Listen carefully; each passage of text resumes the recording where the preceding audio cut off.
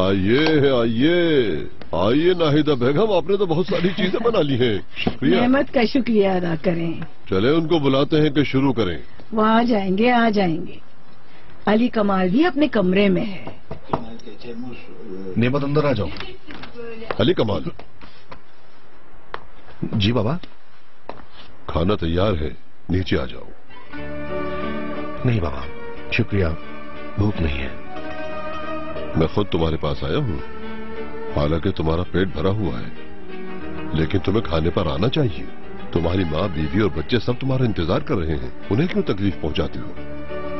Okay बाबा, मैं आ जाऊंगा। अली कमाल जी। जरा सोचो, तुम भी एक बाप हो। क्या तुम अपने बच्चों को एक दूसरे से अलग कर सकते हो? बताओ मुझे। तुम नहीं कर सकते, क्योंकि ये नामुमकिन है। और ये मत समझना कि मैंने जुदा किया है। मगर पापा, वो मैंने नहीं किया था। बेटे, तुम मेरे लिए वैसे ही थे। मैंने अहमद का जितना अच्छा चाहा था, तुम्हारे लिए भी वैसा ही चाहा। मैंने तुम दोनों से उसी अंदाज में सख्ती की थी, लेकिन क्या हुआ आखिर में? मैंने अपना बेटा खो दिया। मैं अब पछताता हूं, लेकिन अब कुछ नहीं हो सकता। मैं नहीं चाहता कि मेरा दूसरा बेटा भी मुझसे जुदा हो जाए, और ये भी नहीं चाहता कि मेरा टूटा हुआ दिल दोबारा टूटे।